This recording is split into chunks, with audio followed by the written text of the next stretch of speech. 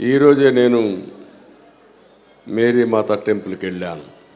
ఏదైతే నేను ఆ రోజు చెప్పానో మానవ ప్రయత్నానికి దేవుని సహకారం కూడా అవసరం.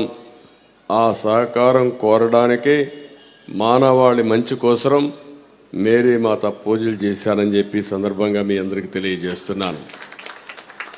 అయితే మన టెంపుల్ కూడా మేరీ మాత చర్చ్ చూస్తే దేశంలో అతిపెద్ద 2వ చర్చ్ ఇది. అది నా అదృష్టంగా భావిస్తున్నా. ఈరోజు నేను చాలా సంతోషంగా ఉన్నా.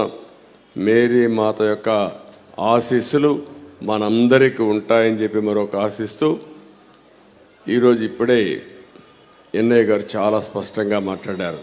సమస్త మానవాళి రక్షణ కోసం సాక్షాత్తు దేవుడు మానవ రూపంలో అవతరించి ఈరోజు మనం క్రిస్మస్ జరుపుకుంటున్నాం.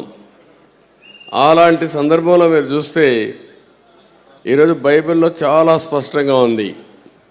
ప్రేమ, కరుణ, త్యాగం, సహనం ఇవన్నీ కూడా ప్రతి ఒక్క క్రిస్టియన్స్లో కానీ సమాజానికి ఇవ్వాలని చెప్పి చాలా స్పష్టంగా ఉంటూ ప్రతి సంవత్సరం డిసెంబర్ నెల వచ్చిన తర్వాత అక్కడి నుంచి సెమీ క్రిస్మస్ వేడుకలు జరుపుకుంటూ జనవరిలో కూడా జరుపుకొని నూతన సంవత్సరానికి స్వాగతం పలుకుతాం.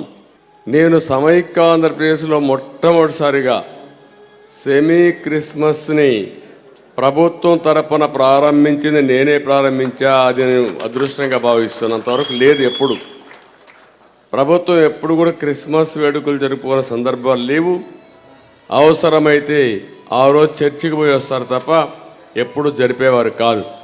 అలాంటి మొట్టమొదటిసారిగా రాష్ట్రంలో ఉండే మొత్తం ఫాదర్స్ కానీ, రెవరెంట్స్ కానీ, లేకపోతే చర్చి యొక్క పాస్టర్స్ కానీ అందరినీ పిలిచి కార్యక్రమం చేశాం.